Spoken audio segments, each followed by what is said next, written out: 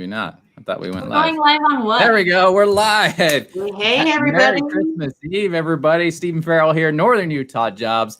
I got two brand new guests that have never been on the program, Marshall and Angela. They are from Wyoming. What are you guys doing on Northern Utah Jobs podcast? Come on. Our friend invited us. That's right. Yeah. So I'm not we're sure gonna invited, more along the lines of surprises. you were voluntold, I think. Yeah. So it is Christmas Eve. A lot of people are off today. Congratulations for you that are off. I am envious of you. But we are going to talk about why your employees are so unreliable. This is going to be a sticky topic. I'm going to make some people mad. And I'm sorry. I apologize in advance. These views do not represent the company I work for, Elwood Staffing. They're the views of Stephen Farrell, Marshall, and Angela. But we are going to have some fun talking about why your employees walk off the job. I mean, I see the emails. I get the phone calls. Someone shows up day one. They leave by lunch, and they never come back. It's like there's some invisible monster in the bathroom that eats our people alive. But really, it's something even more I think disturbing, and the good news, what we'll talk about as well, is how you can fix that. Because right now, there's a lot of people that are just leaving in the middle of their shift, and they're not coming back. And there's a reason why. And you may not want to hear it, but hey, the truth hurts, and you can't build a solid foundation, a solid strategy to correct your retention and turnover without actually knowing what's going on. So we're going to do that right after this intro. You ready? Ready. 10, 9, 8, 7, 6, 5, 4, 3, 2, 1, 0. We have the biggest news ever in history right now that we're about to.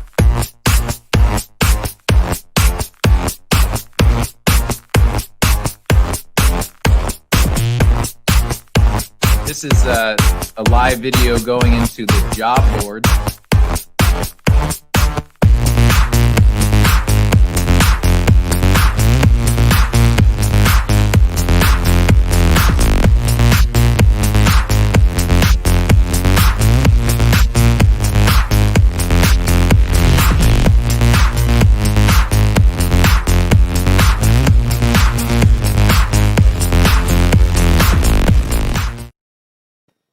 All right, we are back. What do you guys think of that? Fun intro, right? Oh, yeah, I was jamming. Okay, so Marshall, I know, and Angela, I know you guys can both relate to this. You get the call from a supervisor saying, hey, Stephen was out here. Sorry, this is my daughter, by the way, just hanging out. Hey, this is Isabella. Hi. So we had to shave her head because she's got major anxiety, and she just pulls, and if you pull your hair too much this young, you can actually damage the roots, and the hair will never grow back. Poor baby. So it's been she's suffered with it for like a year, and she was getting better, and then the last like 2 months, she really went backwards. So we shaved her head, and guess what I'm going to do this weekend to help her feel more normal about her shaved head? What? I'm going to shave mine. Way to support. I'm a little nervous about it because my hair is like this 24/7. I don't have to put anything in it. It's just perfect. You just wake up and go. Yeah. So now I'm going to have to shave it, and I don't know what to do. But I think You'll be even more ready to go in the morning. I know. I'll just sleep in my clothes, and then Yeah, that's it. You can buy those wrinkle-free shirts, and you're good to go, dude. Yeah. All right. So I want to talk about why employees walk off the job and why it's such a surprise to supervisors. So, Marshall, Angela, do you guys get the calls pretty frequently, or the emails like, hey, your new person just went to break and never came back? Does that ever happen? Never. That must be an anomaly in Ogden. I don't know. So, I mean, in your opinion, Marshall, Angela, why do people walk off the job by lunch? Because this is a common occurrence for many people. And when I say this is a common occurrence, I'm specifically talking about the light industrial space, or jobs that pay minimum wage up to about $17 an hour, that are physically demanding, physically challenging. If that fits you, like, that's what I'm talking about. So what do you think? Why do you think people leave?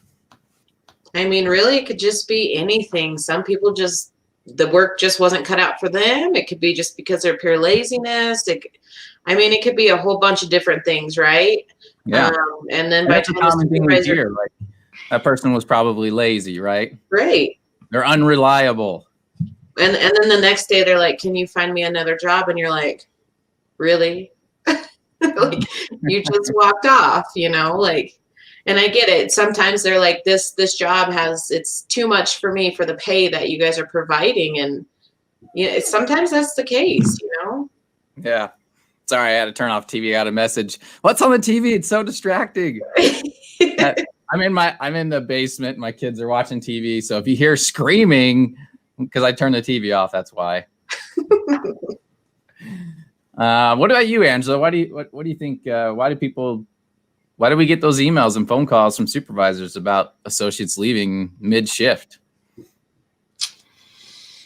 Well, I think it probably depends a lot on the different companies, but yeah, most of the time it's the pay is not worth my time being here. Like, this is way harder than $12 an hour. Like, why am I busting my back for $12 an hour to work a 1-day job for 8 hours? It's just not really worth my time. I'd rather be home sleeping or whatever else they have going on in their lives. A lot of it too is, unfortunately, sometimes those 1-day jobs, they're not treated very nicely, I guess is a way to put it. And they're just like, see that pile of bricks? I want it on the other side of the job site. So have fun with that. And, they're just not, they're not given instruction or training or anything along those lines. And it's just not treated very nice. I am so glad you mentioned that. Not treated very nicely. And we're gonna spend a little bit of time on that. I just think about, when I work with different companies, some companies, I get the occasional email out of, let's just say there's 200 people that we take care of in that facility. I'll get maybe one email a week of someone that just left mid-shift without saying anything. And then I have other companies where I have, equal amount of people, and I get 5 to 6 to 7 to 8 up to 20 sometimes per day, the same email. Hey, such and such just left mid-shift, or hey, this person said they needed a coffee break and they never came back, or this person went to the bathroom and they never came back, or this person flipped off my supervisor and walked out. And it's like you get a dozen of these a day. I'm trying to figure out why in some places there's up to 20 of those in a day, and other places it's only one a week, if that. Why? What's the difference? It's the same type of job, same pay. My daughter's having fun over here. Well, you turned off the TV. She now has to amuse herself. She's gonna play with her dog. But what's the difference? Why is there such a big gap? In my experience, and I've been doing this for a few years now, it's usually the supervisor. Usually they're verbally abusive, or they're just not pleasant to work with, I guess would be a good way to put it.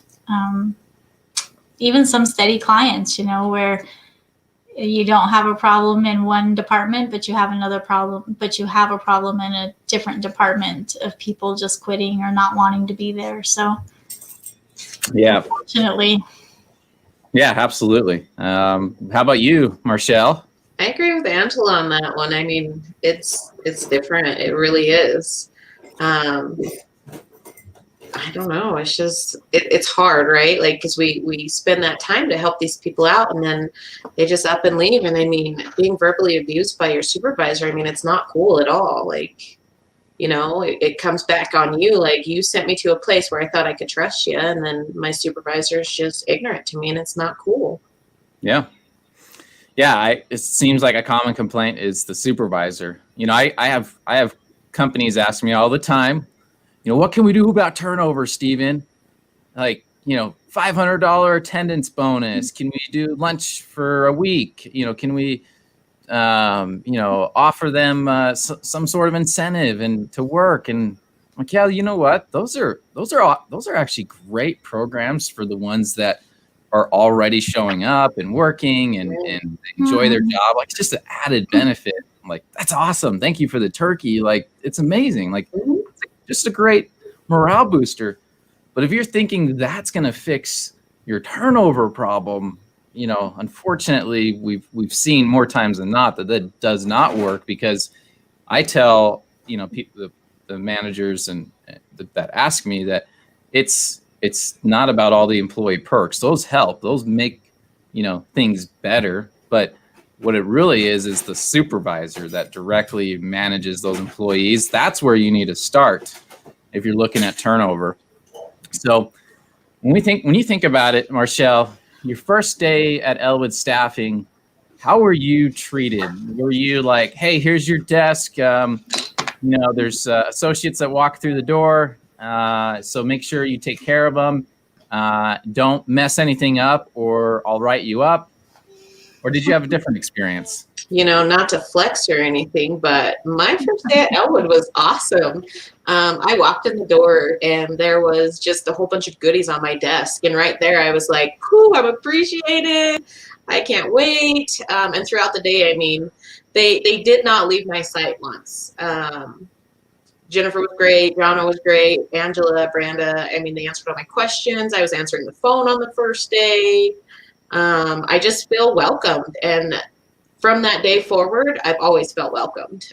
Going into a job and not feeling welcome, that's what's going to get that person. And that's what's going to make them want to quit.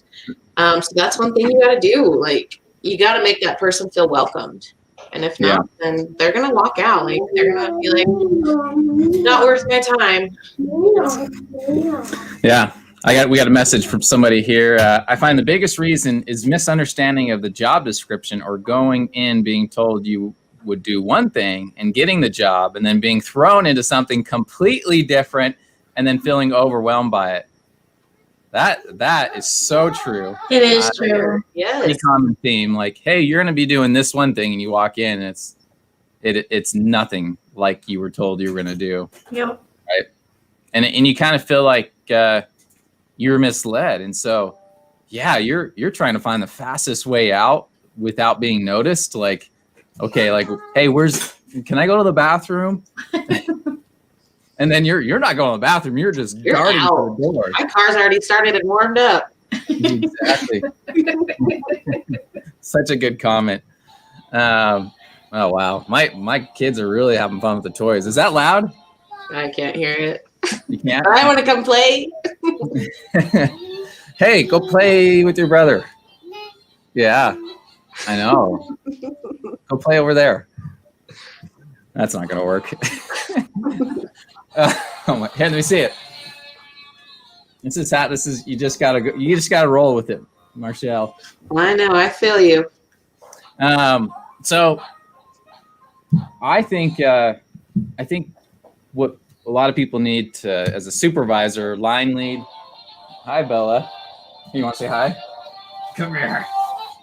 This is the very loud noise. Oh, right. wow. You got to see this thing. Watch this. You ready?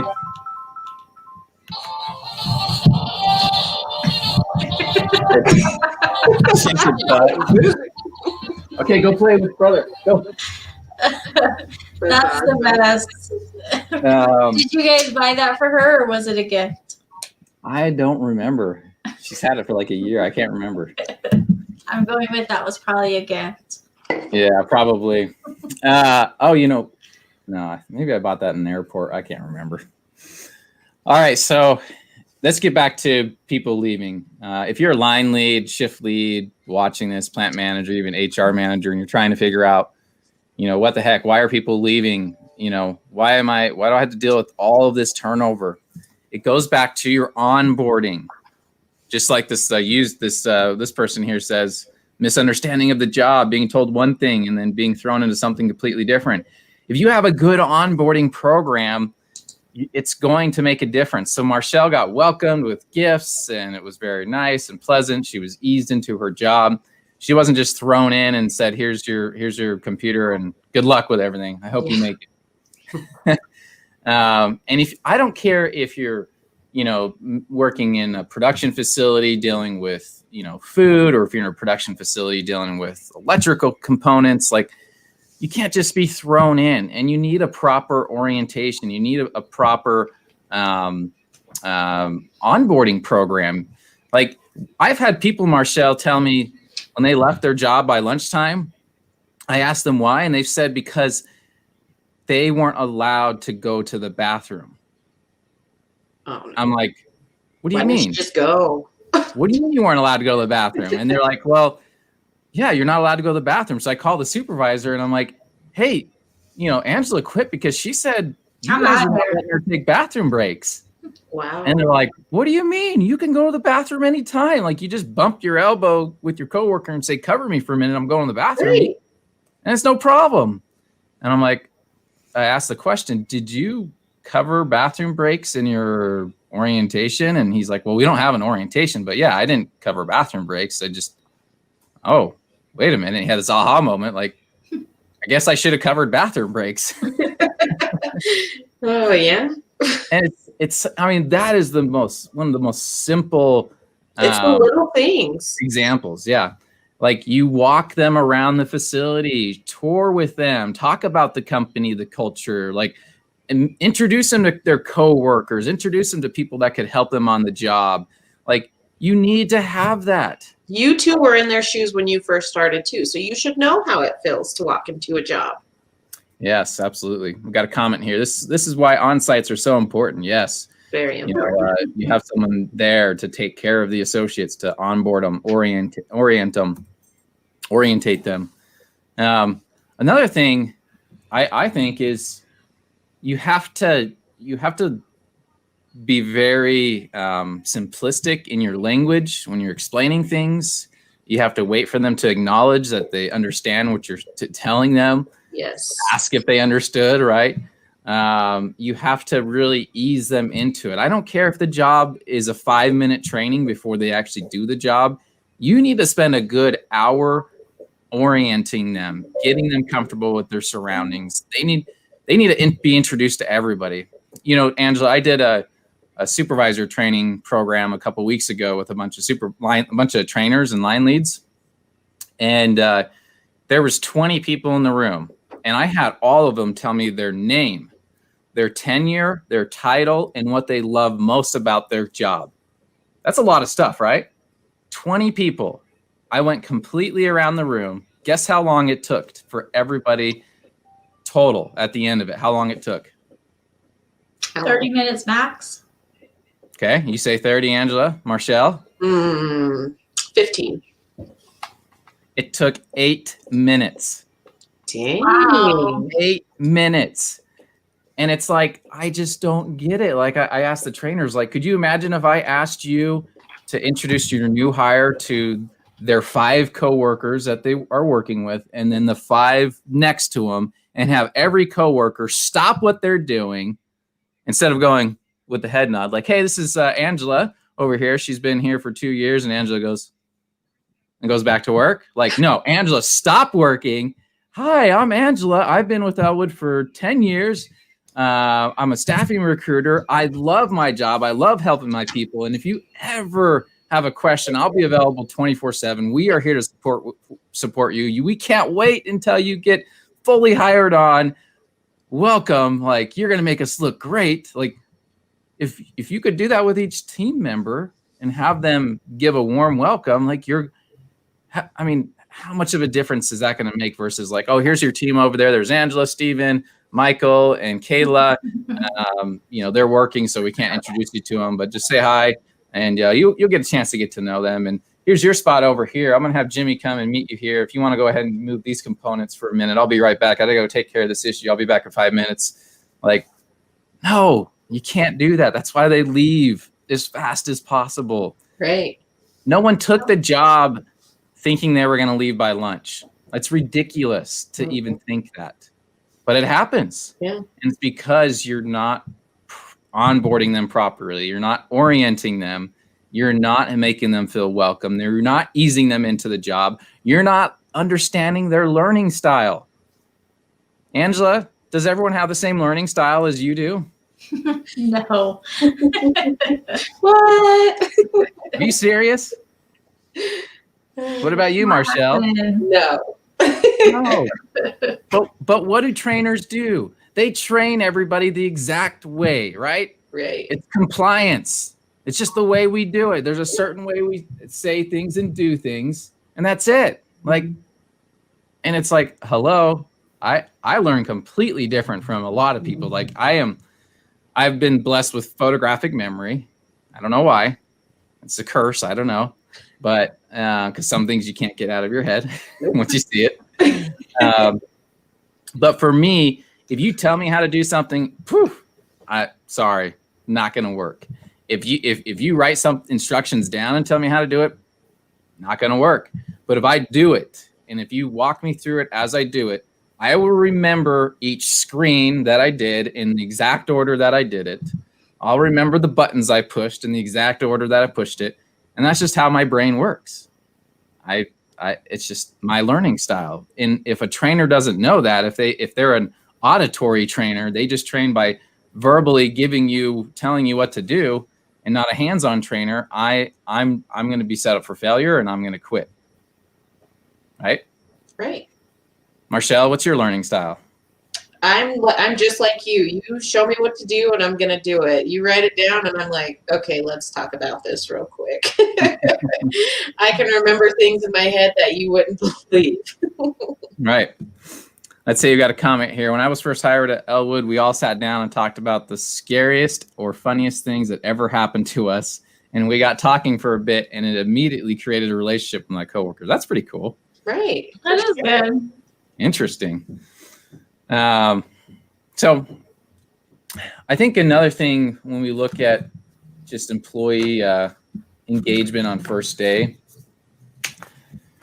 I think it goes beyond just introducing and orienting people, right? Right. I think you've got to be,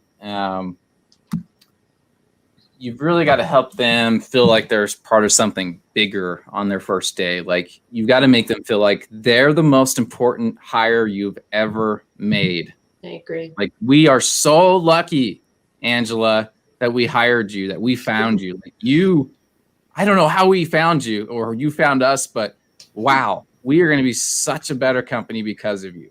Could you imagine a line supervisor saying that to an associate that makes $11 an hour that's just sorting through, product on the line that doesn't need a lot of training? How do you think that person feels? It makes them feel way good. That's how I felt when I first came here. They were like, we can't live without you. And I'm like, I know you can't. But it's like, for some reason, if I'm a line leader hire, if I'm in some sort of management position, I'm special. And the rest of you are not, but I expect you to be just like me, to work just as hard as me, but you're not me and you're not special. And so I get the special treatment, but you don't. You just need to do your job and don't complain and be thankful for that you have a job and be grateful for it. Or if you say one thing, you're gone. Like, right? And that's where I'm going to go to the bathroom real quick. Mm-hmm. And then you don't come back, and that's where it happens.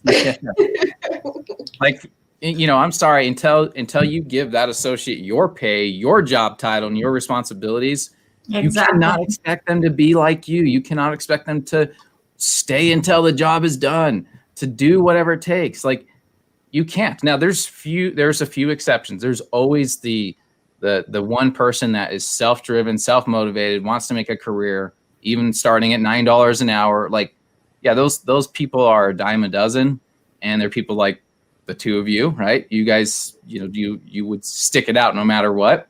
Right. And I think when you have a team like that, you can accomplish some amazing things. Like, I'm lucky. I got a team of these needles in a haystack. Like, I found all the haystacks in Utah, and I found every needle, and I brought them all together, and that's my team. I got lucky.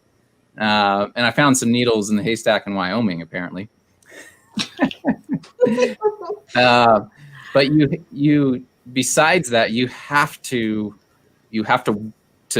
take that workforce that is not the high performing, and you make them hardworking individuals that are dedicated. And you do that by making them feel like they're the most important member of your team, and help them get onboarded properly and not throw them to the wolves. Take the time to get with their learning style to teach them and build them up, and have your coworkers build them up. I think the last thing I want to say is, well, before I do that, let's see, we got a comment here. Tisha, coming from a training background at Lifetime, both on the production floor and off, everybody learns differently. What works for one person doesn't always work for the next. So true, Atisha. A good trainer will try to show different ways on how to do the job, because my way of doing something might work for me, but not my trainee. I do, we do, you do, nobody's left behind. Woo! Preach, Atisha. I like that. Last thing I want to leave with is, because people have been worked so hard this year and we've all been under so much pressure, naturally there's a lot of negativity that's built up among coworkers, and they share that just so fluidly with everybody, how bad they've been hurt this year and how jaded. And look, they have been 100% true. You've been worked to the bone. You've been underappreciated, underpaid, undervalued, and forced to just keep working when everyone else quits around you. Yeah, it sucks, right? Oh, it does. It sucks. Like, it's Christmas Eve. I always have Christmas week off. I'm working. I mean, I'm at home and trying to work with my kids. Like, that's hard. It sucks.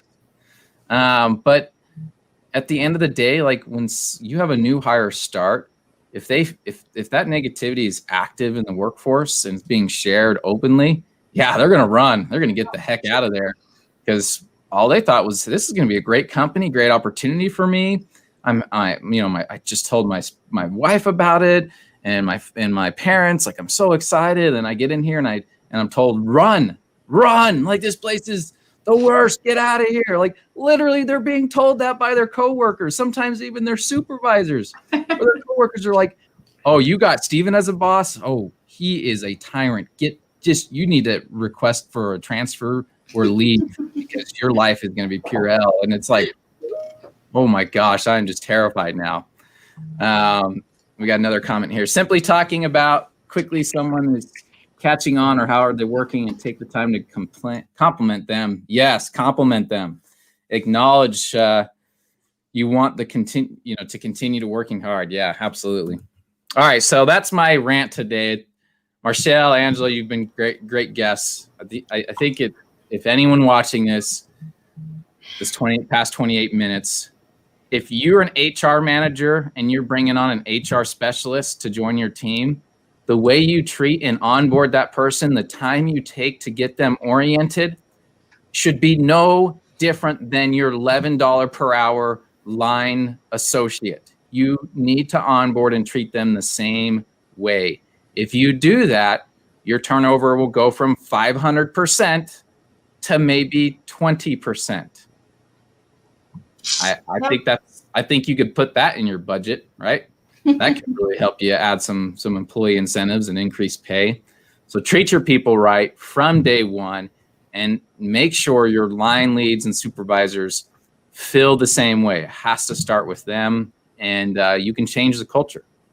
And that's my holiday message for you. I know I might have made a lot of people mad, but I'm sorry. That's all I have for you.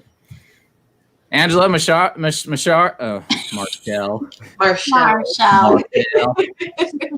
Any other thoughts before we end this? No, I think it was wonderful and good information for sure.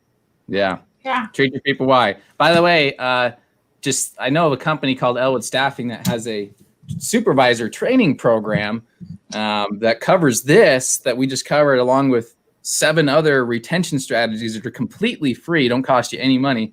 It's called 9 Simple Ways to Keep Your Employees Happy on the Job. It's a supervisor's guide, and it works. So just wanted to plug that in there. If you're interested in having that in your facility, let me know. All right. Well, guys, have a fantastic Christmas Eve, and we'll see you on the other side. Merry Christmas. Yeah, Merry Christmas, guys. Merry Christmas. Happy holidays.